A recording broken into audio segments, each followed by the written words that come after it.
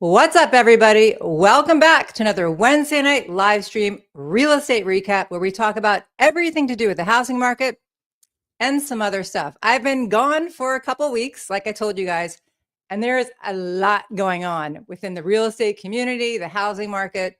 We're going to get to it all. We're going to talk about what's happening here in the DC area with our housing market because it is changing.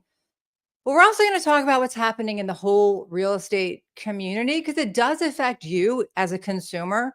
And I'm talking about what's happening with Zillow and who's aligning with Zillow and who's kind of fighting against Zillow and this whole thing that's going on. But before we get into that, I'm going to bring on a good friend of mine, another fellow realtor that's been in the business a long time, somebody who I meet with. There's a group of us that meet every Monday, a group of top producers, and we talk about things that are happening in the market. And Craig always has a lot to say. So I wanted to bring him on to talk about this. So let me bring him on. Craig Sword. He is also a realtor with Compass. Hello there, sir. Hey, Caryn. How you doing? We got a lot to talk about. Yeah. Thanks for having me. Thanks for coming on. I appreciate it. Of course. As you know, I get very nervous doing these. So I'm glad that you're here because we got a lot to cover. And there's so many different points to this story. You guys, we're going to do the national stuff first, and then we will get to the local stuff happening here in the DC area. And to get right into it, let me bring up this article just to start us off so people understand what's happening. Okay, so this is written by Lance Lambert. I've talked about him before. He's a data collector. He's got his own publication, Resi Club. Super smart guy. No skin in this game. He's not a real estate agent or anything like that. Zillow fires back at Compass by banning private listings. Zillow just banned home listings from appearing on Zillow if they were first listed for sale in private networks for more than 24 hours before first appearing on the MLS.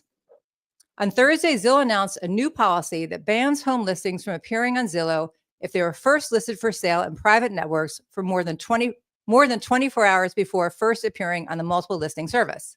If a listing is online, it should be online everywhere. If a listing is marketed to any home shoppers, it should be marketed to all home shoppers, wrote Zillow on Thursday. While Zillow's concern for home shoppers may very well be sincere, it's pretty obvious that Zillow's pocketbook is talking too. Some brokerages, most infamously Compass, are pushing for more private exclusives, a strategy that allows sellers to market their properties privately within the brokerages network before or instead of listing them on public platforms like the multiple listing service. There's also Amanda Orson's startup, Galleon. Am I saying that right? Galleon? I don't know. Galleon, a private listing site where homeowners can name their number. My guess, meaning his, not mine, Zillow likely fears that the private listing market could soon gain increased momentum. So it's using its massive influence and the fact that it's the go-to source for so many high-intent buyers to try and throw cold water on private listings before they absorb too large of a market share. What is Orson's take? That's it. And then I'll just read her take and then we'll talk about it. It's a classic incumbent defense move. Raise the switching cost before consumers even realize they have alternatives. Zillow is using its current dominance, especially on the buy side, to discourage sellers from testing private networks, hoping to lock in supply before momentum shifts. But this kind of maneuver is also a strategic signal. It says, we still control what gets seen. That's not a flex, it's a tell. When incumbents start playing defense this early, it often accelerates the shift they're trying to prevent. Sellers start to ask questions, trust erodes, and once defection begins, especially if sellers realize they can get better economics and more control elsewhere, it becomes a version of the prisoner's dilemma. One seller leaving has limited impact, but many sellers making the same calculation at once. That's how the bundle unravels, which is why I said we've seen this movie before in cable and music and travel.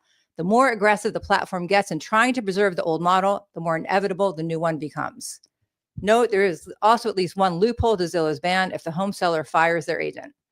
A seller who parts ways with their agent after using a private listing service and subsequently relists with a new agent or broker, that's not true, by the way, would be eligible again to have their property on Zillow. It has to be a new broker. A Zillow spokesman told Risk Media today. So that basically sums it up, but I want to hear you sum it up because you do a really good job of summing it up. Yeah, I don't know if I do a great job. And there's been a lot of, a lot of this stuff. I think it's been 2 weeks since this news kind of came out, and Zillow basically, told us about their new policy that's going to go into effect in May. And the simplest way to put it is that Zillow is basically enacting a new policy that says that if a seller, agent, broker, all together decide to list a property in a private network of any kind, and do not publish that listing to the MLS, that if they don't sell the property in that private status, when it's time to put it to the open market, they are not going to publish that listing on their website. Redfin also very quickly came out and said, hey, we're going to adopt the same policy as Zillow. So to be clear, these are the two by far biggest home searching portals in the world. And it's not even close between the third and the fourth and the fifth. These are what people use to both casually shop for homes, but to also, start the process of buying homes. So it's very, very big news for brokerages, for agents, and for sellers who like the idea of testing the market out privately before potentially putting it on the active market. Yes. And they're saying the reason, and we can go back to how it started with clear cooperation, et cetera, et cetera. I don't want to get too in the weeds with it. The bottom line is Zillow's saying that the reason they're doing this is that they are doing it for the consumer. That's what they're saying. They're doing it to protect the consumer. That if, according to even this article I just read, if a house is being shown to one person, it should be shown to all people. Right. The other side of that coin is that Zillow is a business.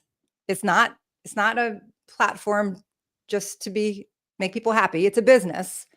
And one of the ways Zillow makes its money is by selling these leads. When a buyer comes on Zillow and they click on a property and it goes to an agent, to agents. So agents buy leads. I guess you call it leads, right? You would know more about this. Buyer data. So I mean, again, and I really, you look at this as two different arguments on the surface level. So on one hand, Zillow's argument is consumer transparency, right? So if you are a buyer who's active in the market, or not active in the market, you should be able to go on and see every available option out there. Right. And if someone chooses to list privately, then Zillow is saying, hey, look, we're not going to give you the benefits of our website. Redfin's saying the same thing.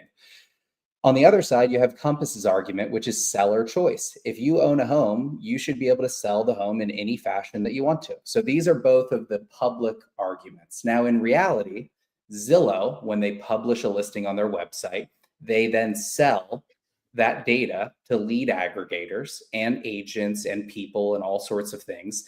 And they make money off of that. And that's, from what I'm reading, is about 70% of their revenue roughly. So, a huge business for a $15 billion company.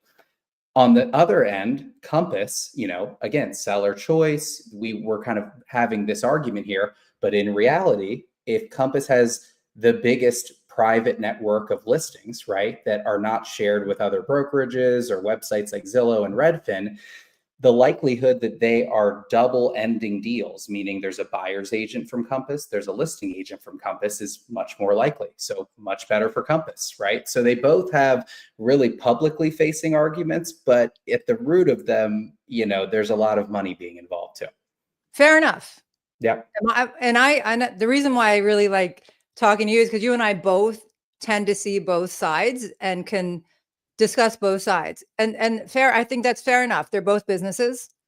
Both things can be true, right? Like you just said, right. Compass can want to have more business by having both this listing agent and the buyer's agent be with Compass. Sure. And Zillow can want all of the listings on their site because that's how they make money, by selling, the leads that people click on those listings. So if they lose 30% of the listings, if they're not on their site, but then here's the thing. Zillow's really challenging, and it's not just Compass, by the way. We're just using Compass because they're a big company with a big platform and very vocal about it. But that other company that I mentioned, Galleon, and where we are in the DC area, most brokerages have these private listing sites, That's exactly right. Yeah. So it's not just Compass, but we're just, for this argument, we're just talking about Compass and Sure. Zillow. And now I forgot what I was saying. Oh, here's the part I don't understand. If Zillow must be really confident that by doing this, they are going to scare Compass. Like I said, that's where it's going. Oh, there's other brokers, but it's Compass for this example. Scare them into disbanding with their coming soon. Because Compass has 3 things they do. They have purely private within their own Compass network.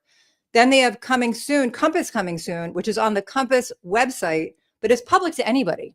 You can go on compass.com and you'll see all the coming soons. They're just not on the MLS yet.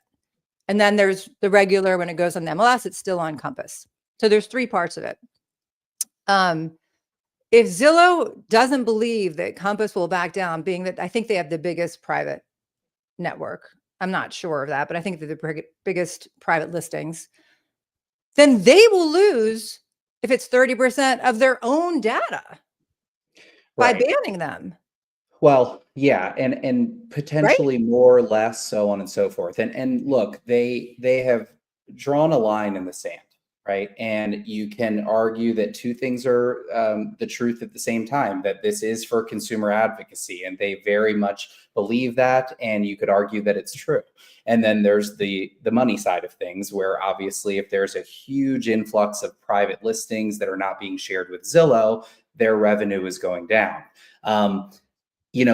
At the end of the day, the one thing that I think consumers and agents and brokers, we want to understand this, is that you can still have a private listing, right? If you are a seller and you want to test the market and not have days on market accrue on your listing that could potentially devalue your property, you don't want to show any price drop history that could potentially devalue your property, you can still do that. You just can't publicly market it. Right. But here's the thing, and I want to interrupt you because I'll lose my train of thought because I tend to do that.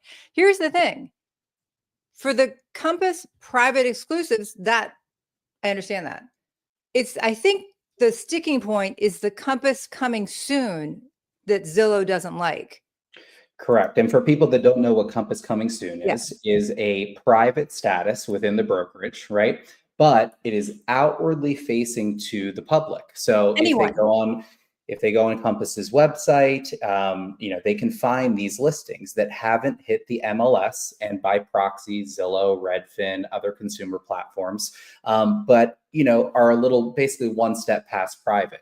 So, look, brokers like Compass, and there's tons of other brokerages that have kind of this 3-phase marketing approach. I think Compass has just done it on the highest level and has the biggest inventory of it. And that's why we keep mentioning their name. But look, once it gets to a point, and you have to imagine that the people at Zillow are very smart. I don't think that they're not smart at all. And I think that they probably see the number of these listings that are in these off-market or delayed marketing statuses rising and rising and rising, and also being sold before they ever get to market. They know where the trend is going. And I think just boots on the ground as an agent, seeing it over the past couple, we could rewind a few years ago and, there was always private listings, but the abundance of them is much, much more. And getting back to your point of, hey, Zillow's kind of drawn this line in the sand and they're kind of using this as a scare tactic, right? It's a pretty good scare tactic, because if I'm a seller, right, and you come to me, Caryn, and you say, listen, we want to try to sell this thing, off market at maybe an aspirational price. The good benefits are that it won't accrue days on market. We don't have to show any price reductions. We're really just testing out the market to see if we can get an aspirational number for you. Okay, that sounds fantastic. By the way, if I publicly market this in any way, shape, or form, and we don't sell in the private status, your listing will never, ever be shown on the 2 biggest home searching websites in the world. And the only way that they can be is if you fire me and my broker. Yes. And choose to work with another agent. So if I'm a seller, right, I would typically, again, for a private listing, you can still have it. You just can't publicly market it in any way. Right. So the second phase of the 3-phase Compass approach and other brokerages, to where it is outwardly facing to the public, that's a dice roll right now. And if I'm a seller in a market that, is changing potentially, I don't know if I want to take that dice roll. But here's this part I don't understand. Okay. The second part, the compass coming soon, which, like we said, anyone can see it. You have to go on compass.com. That is what Zillow says they're fighting for. So it's really to the MLS. It's right? to the MLS because Zillow gets their data from the MLS. That's Right. why they're saying the MLS. Yeah, and we can get into the weeds because this becomes their a whole argument is about, you show one listing to somebody, it should be shown to everybody. And when it's on Compass coming soon, it is shown to anybody who wants to look on compass.com. They're just not, they just can't find it on Zillow. Correct. And the MLS. Understood, but they can't find it on the MLS. You have to be a member of the MLS. Well, the MLS, again, the MLS can feed to all sorts of different places. So we're just talking about Zillow and Redfin being two of them, right? It also feeds to places like homes.com, realtor.com, and a million other small places, right? So I think Zillow is saying, look, if you're a seller, why would you not want maximum exposure for your listing? Basic like supply and demand economics, more people's eyes are on it, typically the better that you're going to do. And there is truth to that. 100%. So again, I think that they have a compelling argument. The thing is that, Compass and delayed marketing has a great argument too, because number one, sellers should have a choice. You should be able to sell your home any way that you want to, and you shouldn't be penalized really by a company that, is really just taking your data of your listing and your photos and so on and so forth and selling it to agents and other lead aggregators that you've never met and have potentially no idea or any knowledge about your home. So they're great arguments. It's tough to say which one is going to be right. It seems like either one is going to win and one is going to lose, but maybe there's some sort of common ground that they can find. Yeah, I don't have a problem with Zillow making its own rules for its own business. That's their prerogative. I mean, it's their business. They should be able to do what they want. I don't like hypocrisy.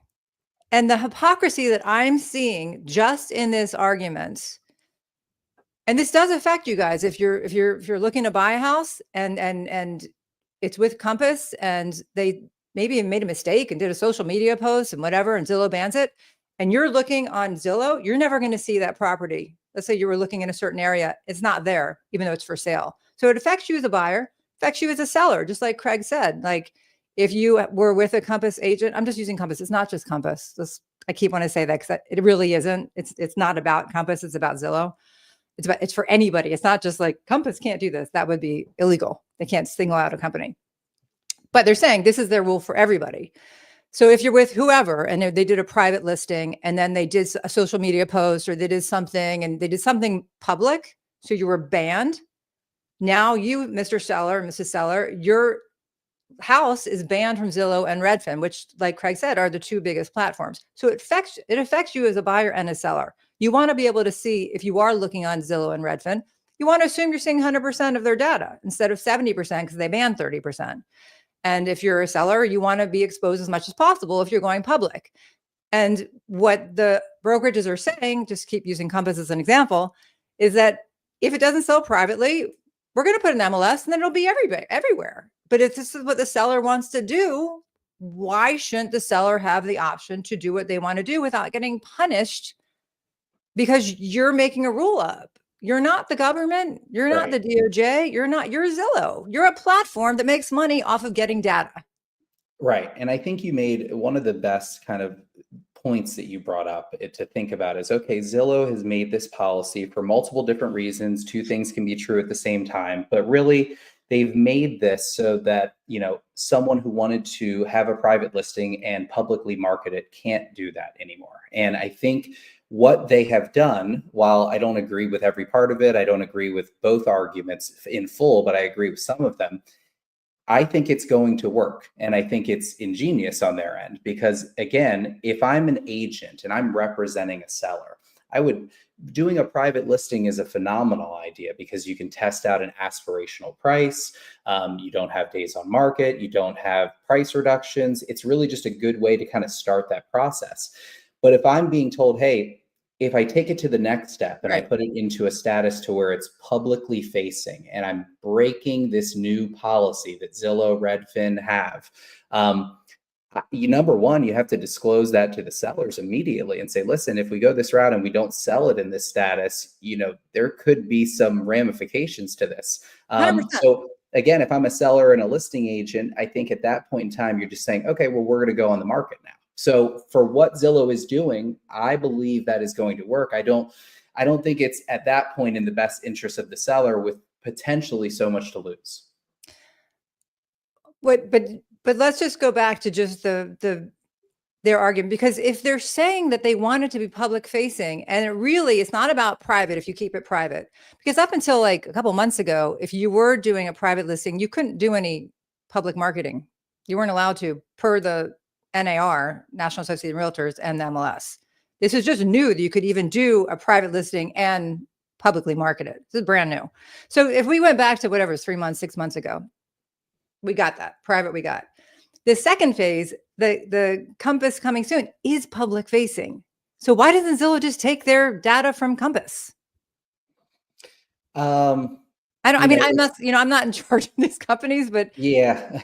Let me just number one, they can't take information, so they have to set up like a partnership agreement, and Compass would have to say, okay, you can have the Compass coming soon listings. And maybe we'll get to a point where that is kind of the middle ground in all of this. And it's not just one person wins, the rest of the people lose. So I think that could be how it shakes out potentially, or some version of that. But again, the thing that I keep coming back to, and there's truth, and I agree with both arguments, and I disagree with some parts of each argument. But the reality is that this policy goes into effect in May. Right, which is tomorrow, so by the way. In my opinion, and again, for me, I represent clients, and I want to do what's best for them, and I want to get them the maximum value for their home if I'm representing them in a sale. So in that regard, if I have a choice of potentially not having their listings banned on the two biggest home search sites, I'm not going to put them in that position ever. So I understand. That makes sense. Let me see what people are saying on the side here. Something Jimmy says, if you want to test the market for your house on social media like Instagram and Facebook, Zillow, Redfin would ban you. If you are trying to sell it privately to test the market, let's say you, Jimmy, you're the seller, and you're like, you know what, I want to sell my house for $1 million, and I'm like, that's nice. I really think we should list it for $950. But hey, if you want to try $1 million, let's try it privately, so it won't get the price reduction and get a black mark on your listing right away in the first week if we have to reduce it. And we won't get the days on market. We'll just put it out, privately to colleagues, whatever, and see what happens. What Zillow's saying is, if we agree to do that, and then I did a Instagram or Facebook post or anything public besides what I just said to you, what we're going to do, they will somehow find that out. And they have very big tech. So I have no doubt they have AI already figuring out how they're going to scour all the sites. So they'll figure it out. And yes, they will ban your listing forever unless you fire me and the whole brokerage and go with a different brokerage.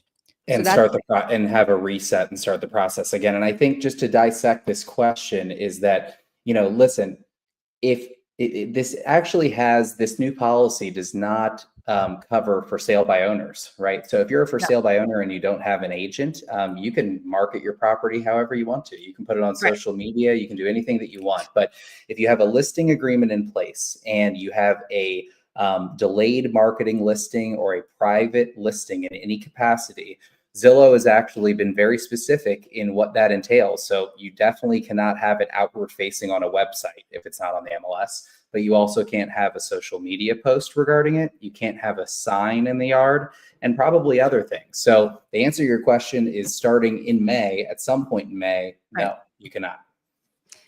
And then, so he says it's a monopoly. It's a good question. Jamie says it's a bad business decision, but in my opinion, but companies should be able to decide to make this choice. I agree. Companies should do what they want to do. My issue is, I don't like hypocrisy. So if you're going to say we're doing this to protect the consumer, because if a house is being shown listed publicly, it should be able to be seen by everyone, and Compass coming soon even though it's not on the MLS, it's still public facing. Anybody can find it. That to me is hypocrisy, because if they see that it's on Compass coming soon, they will ban the listing. I think that there is hypocrisy, obviously. And I think, Right? again, a part of this from Zillow's standpoint does come down to lost revenue, right? But I think if we're going to point out the hypocrisy on that side, we also need to point it out on the other side. So in reality, look, seller choice, seller choice, seller choice, that's the argument. However, you're getting both sides of those business transactions if you're the broker, right? And Yeah. what a phenomenal marketing tool to go to every top agent in every single area in the entire country and say, hey, listen, I have this much more data, this much more listings right here if you come over here, right? Because at the end of the day, if you have a list of inventory that's exceedingly growing that no one else can see, you're going to have a lot more options for your clients. So again, if everyone's not going to be so outwardly facing when they go public, and we understand this, but again, there's hypocrisy on both sides, and I really do believe both sides that have some truth to it. I don't see the hypocrisy on the other side, because for me, the hypocrisy with Zillow is not about the consumer.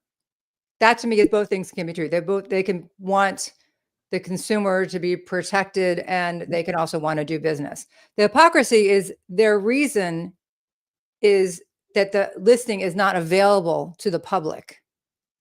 And in Compass coming soon, the listing is available to the public, just not on the MLS, on compass.com. That's the hypocrisy, like literally apple to apple. They say it's not available. And I think then we get into a conversation of just where Zillow is in the public eye. So Zillow, to me, is essentially the Google of home searching, and people just know it off of their head. If they're looking up a property, most people are going to look at Zillow, and they do it from a casual stance or when they're actively shopping to buy a home.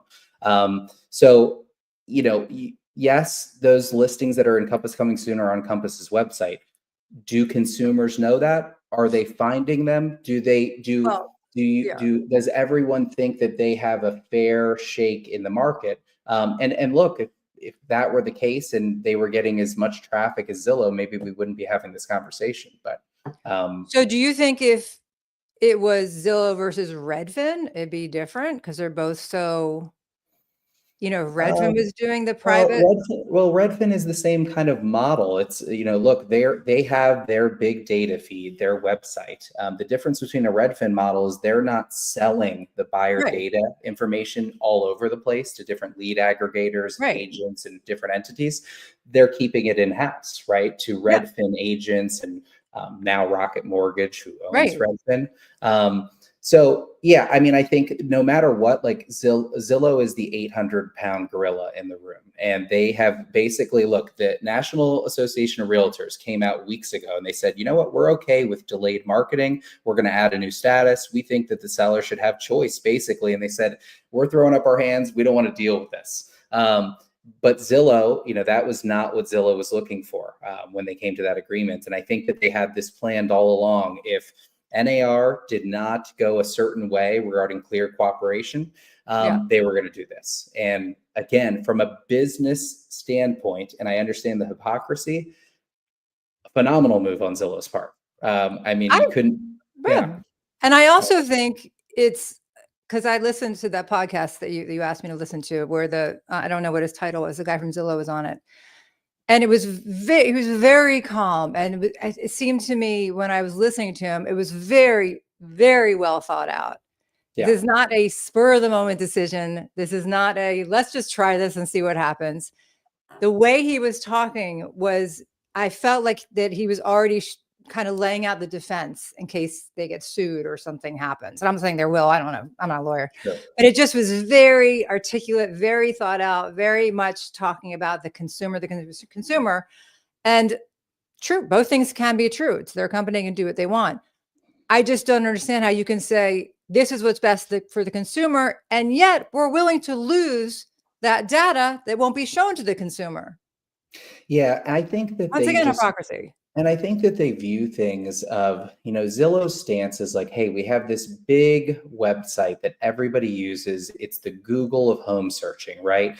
And they fear that these private listings could start these little entities, right? Where you have to go to down the street over here to find these listings. And then you go down the street to find these other listings. And there's a lot of countries and parts of the world that operate that way. And they don't really love that real estate system. And at one point, I think, our country operated similarly, where you had to walk into a broker's office and see what they had available. Is that the right thing for the consumer? I don't know. I mean, you could argue yes, you could argue no. I think that's part of what they think could happen if brokerages have a big silo of private listings and they're selling in those statuses before releasing to the MLS. Doesn't that kind of remind you of what happened with cable TV? I mean, don't you remember? It wasn't that long ago that you just turn the TV on and you just go through all the channels. Now, what's that on? That's on Paramount. Get that app. What's on Max? Get that app. But that's on Apple TV. I mean, I talked to my husband. I'm like, I have no idea what network that show is on. Now we have like 20 apps on the bottom. We have to find. Yeah. And on I'm just saying. one respect, they should be able to compete, right? Companies like a Compass or any other brokerage out there should be able to openly compete with Zillow and different types of real estate models, right? I think one question that we're starting to think about now is, okay, like you just said, do we want to go to Apple? Do we want to go to Amazon? Do we want to go to Netflix? Do we want to go to Hulu? Or would we rather, as home buyers and sellers, have everything in one place? Yeah, I agree. It's just speaking for the TV part. Yeah. Someone might mean it. I don't know about real estate. It hasn't happened. You know what? I mean, I hate it, but we adapted. It's like you have to adapt. You adapt. I mean, I remember when Apple first came out, and their biggest show was Ted Lasso, or I don't remember, one of them. And I was like, all right, I'll just get it for the month. Cut to 5 years later, I still have it. Like, it's super smart. Subscription-based models, they're smart. Right. And they're all like that. Like, we have so many: Peacock, Paramount, Max. I mean, I don't even know them all. He just keeps adding them and telling me, you got to watch this show. I'm like, I don't know how to find it. Right. Record it for me and I'll watch it. Yeah. I said, no, do I think that housing should be like that? No, it's already, complicated when you just want to watch entertainment. Yeah. But I want to read you something else. And sorry, Chasing Sleep, I do see your question about the Montgomery County, Maryland housing market. We are going to get to that. I promise you, we're definitely going to get into what's happening in our market, but I got to finish this Zillow stuff first, but I will get to you. So please hang in there. So I promise I will. I want to read you two things. This was Compass's statement, because I meant to read this to you before. This is from March 3rd. So this is, I believe, before the Zillow thing came. I don't know. I get the dates all mixed up. We co-broke with everyone. Compass invites agents industry-wide to access Compass coming soon listings. Monday, March 3rd. Compass, a leading tech-enabled real estate services company that includes the largest residential real estate brokerage in the United States by sales volume, encourages agents nationwide from all brokerages to access Compass coming soon's listings that are searchable only on compass.com, that protect home sellers from the risk of days on market and public price drops. By doing so, agents can stay ahead of the market and homeowners can generate early demand without negative insights. At Compass, we co-broke with everyone, said Compass CEO and founder Robert Refkin. Compass is giving agents at all brokerages access to Compass coming soon listings. NAR and local MLS mandates related to the clear cooperation policy prevent Compass agents from sharing their private exclusives with non-Compass agents. At Compass, we are advocating for homeowners to have control over how their listings are marketed. We are working to ensure that NAR and the MLS no longer force homeowners to market their properties in ways that disadvantage them. Per real estate consulting firm 1000 Watt, 66% of homeowners said showing the number of days a home has been on the market to potential buyers and their agents is bad for home sellers. And 48% said they would not want price drops displayed. All agents and consumers alike can get real-time updates when new Compass coming soon homes match their search by following these steps or watching this video, blah, blah, blah. So I think that, yes, people need to know, and this is probably, this was part of the last article I read. It was a link in it. It's probably not enough to get it out there. If Compass really wants to to have people know that they can see any listing compass coming to a listing they want. They have to market better. You know, we can definitely agree to that. They don't have the money that Zillow has, but Homes.com is also on the other side of this. It's not just Compass. And Homes.com has come out publicly and said how, you know, you can see any home on their sites. They're not going to ban any listings, you know, Yep. and they do have a lot of money because I see their commercials with really big actors.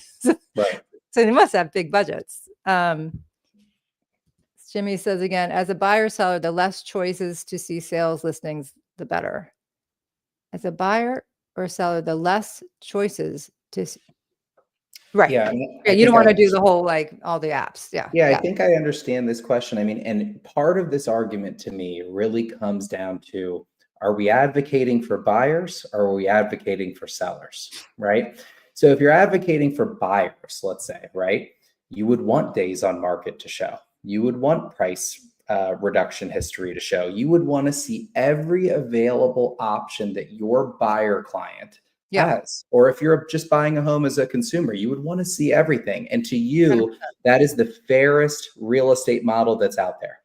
Now, if you're a seller, maybe it's not, because you now have this commodity that other people may or may not want, and you can sell it however you want. So I get the argument, and you don't want days on market to show because it can devalue your property. You don't want a price reduction to show. So but think about why, just staying with what you're saying, think about why, as a buyer's agent, I'm assuming you're saying you'd want to see the days on market and the price reductions. Why would you? So if you're a buyer agent and you're working with a prospective home buyer and you see something that has been on the market for what you believe is a long period of time, typically you are going to be able to make a strategy to potentially get that property at a lower price than you would with a property that maybe just came on the market. It's just like anything. It's like, basic economy stuff, supply and demand, things that are priced accurately or even low to the market will dictate what those homes or what those things get sold for. If something is priced too high, the market's also going to dictate that, right? So without having days on market and without having a price drop history, the seller can really just do anything that they want. I could have a $500,000 home and say, hey guys, it's for sale for $2 million. Bring me an offer. But here's the other side of that. In the last 5 years, up until this year,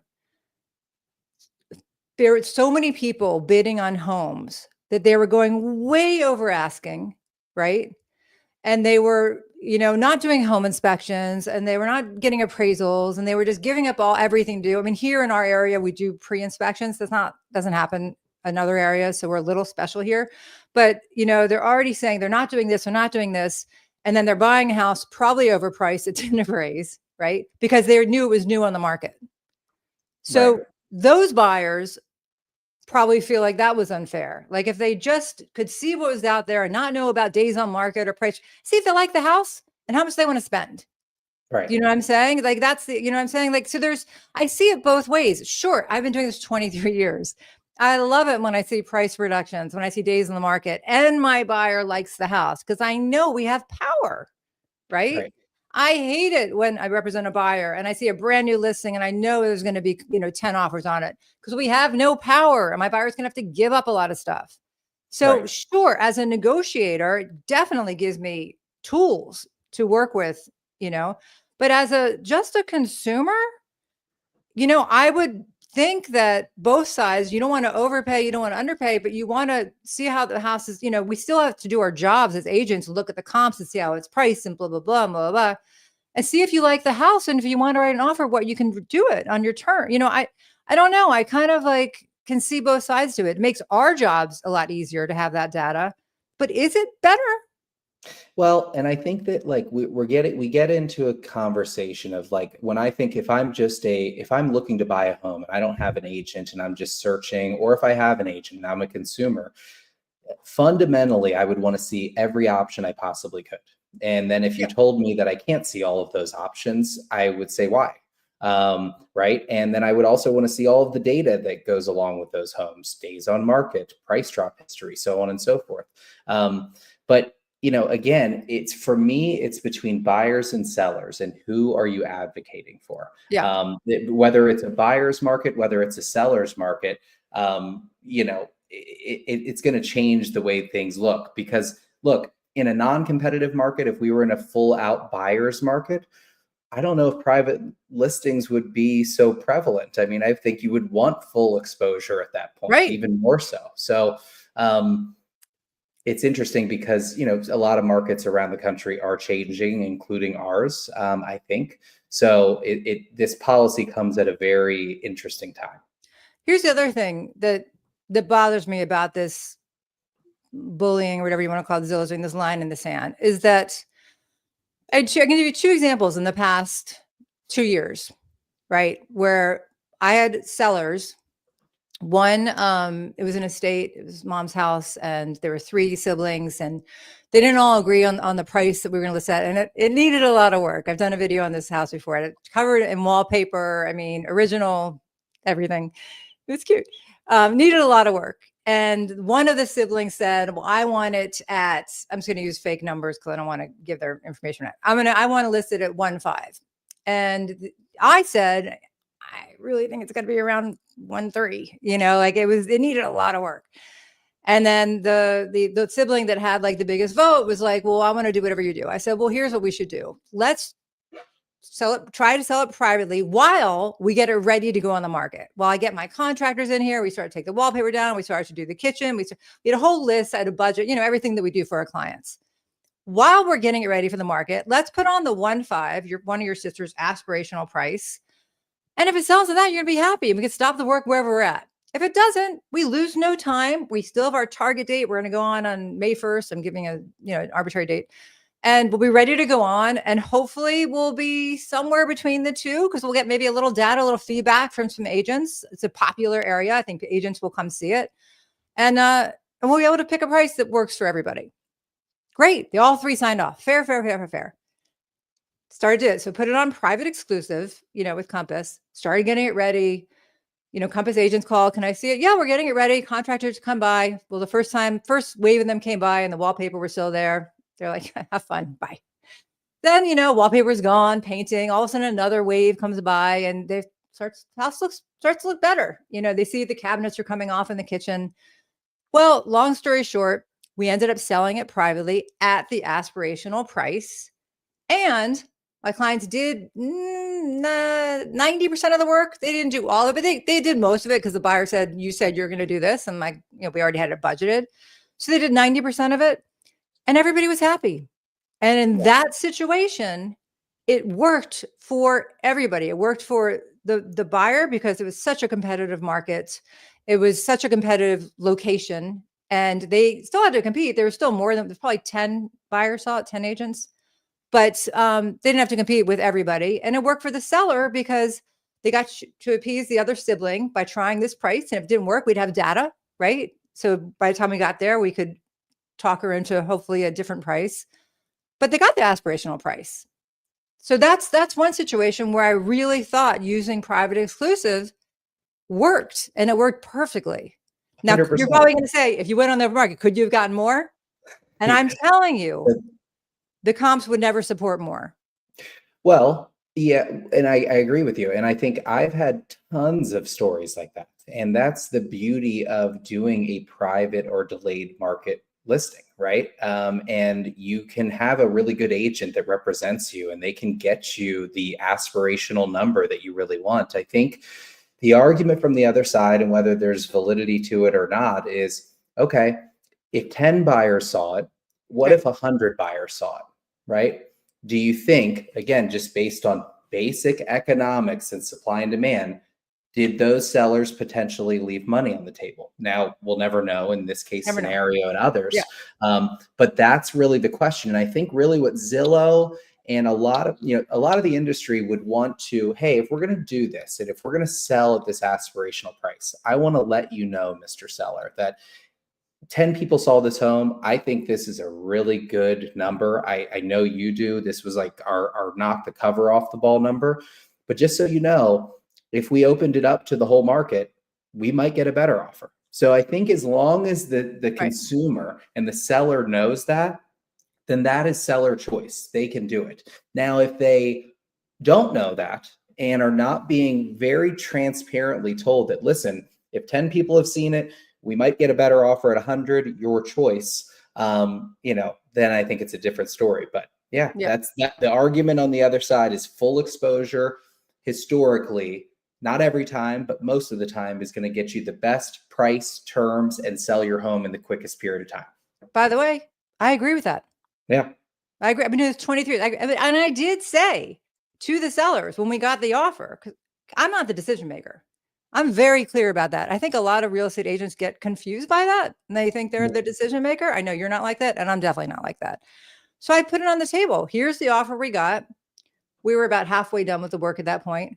What do you guys want to do? Should we want to continue the work? Let's put it on the open market. We got this. And they made the decision between the three of them, not me. Yeah. I just present the data. I present the offer. I tell them, the pros, the cons. We talk about it. I give them any of my experience that they want to know. Yep. But at the end of the day, I'm not the decision maker. The seller is. Yeah, I think that's the right way to go about it. And I mean, look, this policy is a very big one when it comes to brokerages who have these delayed marketing listings that are outwardly facing and they're doing public marketing. But in reality, if you're a consumer, you can work with a top agent who will have access to private listings, both on the buy side and the sell side. And if you want to test your property out, if you're a home seller, you can still do that in a private fashion. The difference is that you just can't publicly market it anyway. So, right.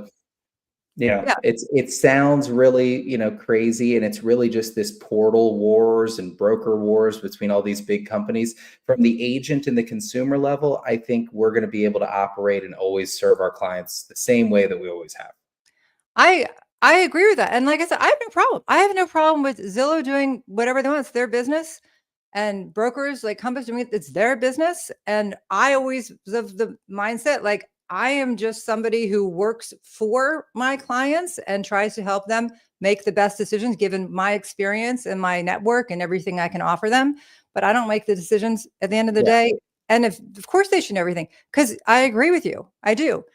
And one but quick I still thing, get back to the one point that doesn't make sense to me. Yeah. The But Compass one coming thing, soon is public facing to everyone. right. Yeah. And I'm with you on the argument a little bit, but Yeah. here's the one big change that I do see. If anybody wants to kind of nerd out over all the details that we talk about that nobody cares about.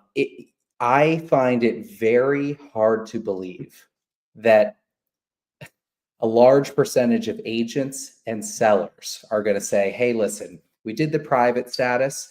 Now we want to go into this second phase status where it's still private, but it's going to be publicly marketed, knowing that if we don't sell in that status and we have to go to the open market, which is, it happens very often, we are not going to be on the two biggest home searching sites in the world. It's up to the seller. Yeah.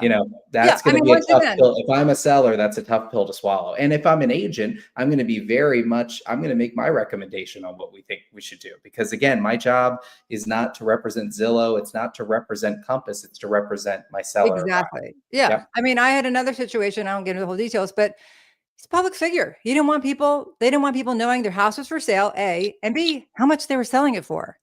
So in that situation, I think it would have been like, yes, please don't ever have my house on Zillow. I don't want it there. Policy does have a subset category for listings like that with celebrities, public figures, and things that really deserve privacy. But I think they're realizing that most of the private silos of listings are not those people.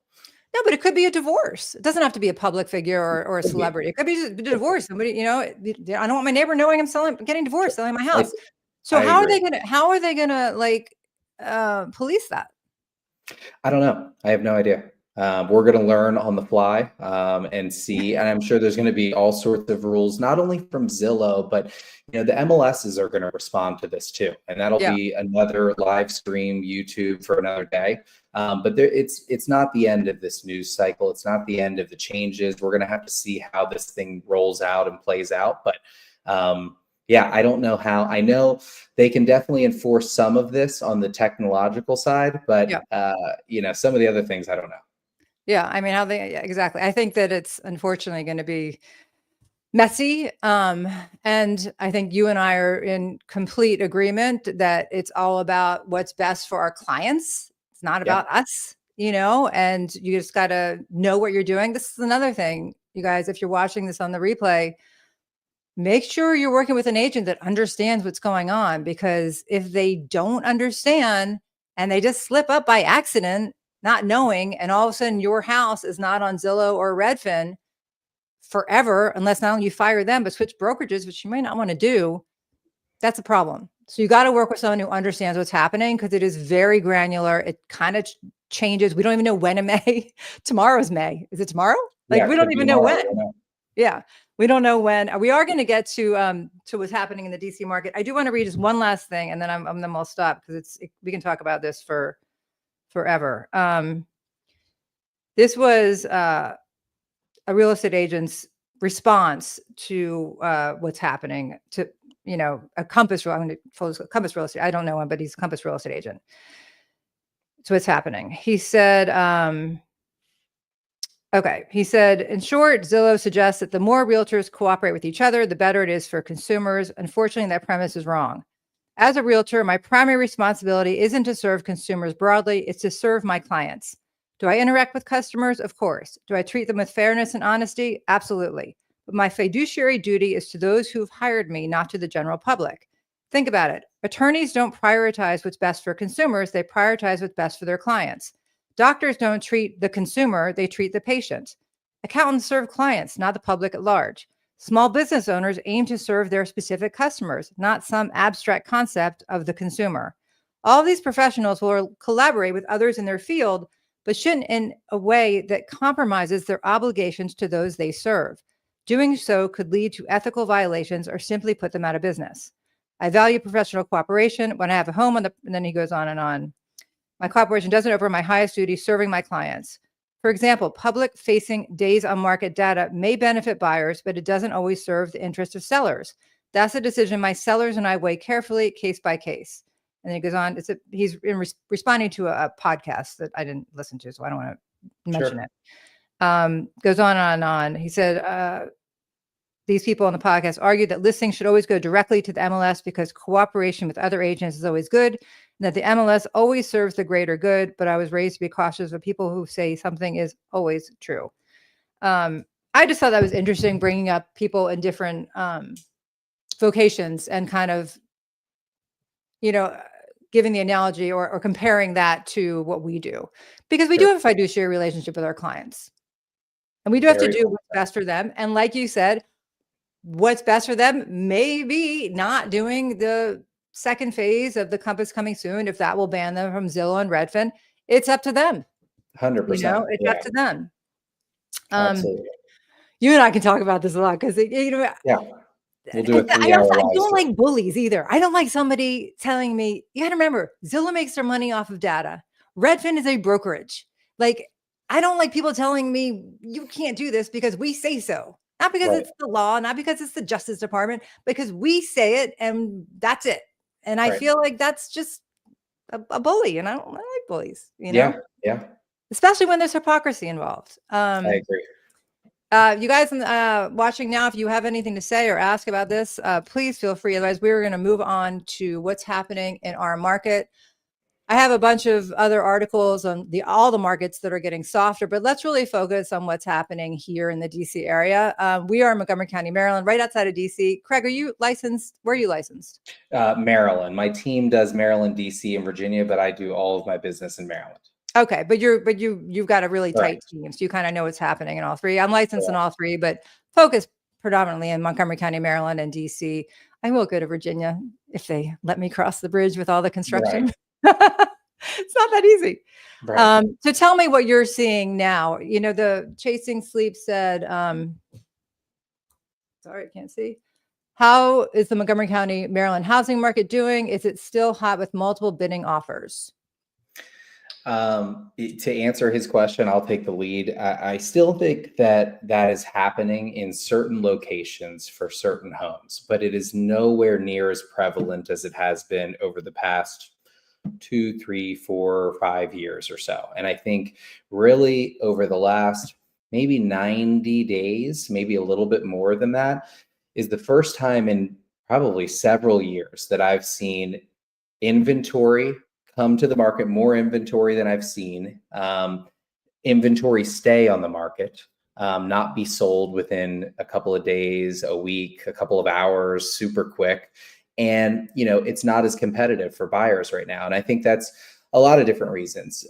You would hope to see it pick up for people in the springtime, but rates are still not where a lot of buyers want them to be. I think they're floating around like the mid to high sixes right now. There's also just a lot of stuff coming from, the administration currently and news cycles. And it just makes people, I'm going to sit this one out and wait till we see what happens here. So I think there's some of that. But the main thing is, look, if you're a buyer right now, I think that you can find really good homes out there, and you can probably get them for less than what you've been able to get them for a few years. For a seller, I think that you need to do everything that you can to price your property attractively, market it the right way, and really have a strong showing within the first week of going on the market. And you can still have a lot of success. I think it's still a seller's market, but it's starting to lean the other way a little bit. Yeah, I agree. I mean, it's kind of crazy. It's literally house by house. Houses that show well and are priced right are still getting multiple offers. I was in there's 5 offers on a house in Potomac just last month, and it went about 100,000 over asking, actually 110,000 over asking. Right. Now I'm under contract, and my buyers didn't get it because other reasons. Because I want to do an inspection. I don't blame them. I'm like, do your inspection. And the seller picked one for less money. $33,000 less, because it had they waived their inspection. Now, is that the seller or was that the agent? We'll never know. Right. Because it's a lot of money. What really could be wrong with the house? It's going to cost $33,000. Sure. But then I have one that, another Potomac, beautiful house, and my clients are getting it for about, gosh, I can't do the math in my head. I think it's 8% less than asking, significantly less than asking. Sure. And they did, full inspection, full appraisal, full loan contingency, radon, like the whole thing, like a normal contract. And I loved it because I'm not scared of inspections. Things come up. I've been doing this forever and a day, that if I need to bring my contractors in to get quotes of what this is going to cost, to ask for a credit or replacement, I can do that. Now, newer agents going to have a little trouble doing that. But you and I have been around. I've been around longer than you because you're a little young thing, but it's okay. One day you'll be my age. I mean, I think it's just becoming more of a, for the last few years, it's been a tough road for buyers. Like you said, you were finding homes that almost every time would have multiple offers, sometimes dozens of offers. And really, in order to get that home, you're going well beyond the list price. And you're also abandoning every protection you have as a buyer, right. And that goes down to, inspection contingencies, appraisal contingencies, financing contingencies. You're basically just telling them, hey, we'll give you our firstborn child, just please accept our offer.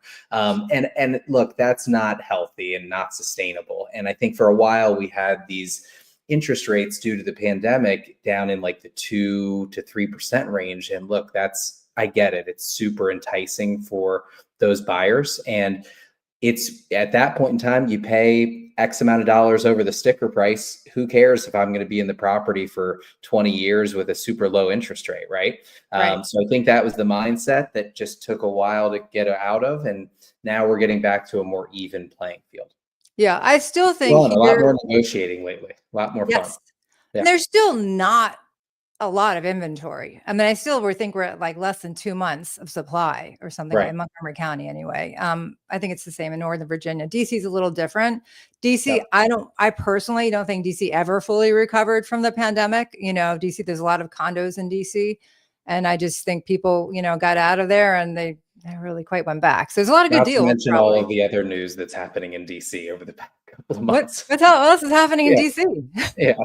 There's Um, nothing to see here, folks. But Nothing look, happening here. 2 to 3 months of inventory in like Montgomery County sounds phenomenal after what it's been over the past few years. If you're a buyer or if you're representing buyers, and I think that look, sellers can still do extremely well in this market. You just can't go the route of putting a sign up in your yard and not doing anything. You have Yeah. to really roll it out, have a good marketing plan, a good agent, and price it attractively. Yeah. And, Yeah. we're also have appraisals are a thing now, I mean, it's funny because when houses were going way, way over, I know a lot of people were waiving appraisals, but it just didn't seem to be a top of the conversation. And now that things are leveling out a little bit, they are. I told you I had an appraisal issue with one of my listings, and I was just like, I don't know how long this appraiser's been in the business. But clearly not long enough because the comps she used were not appropriate. It's another Yep. story. But yeah, everything's coming back. Jimmy says home inspections are up, no doubt.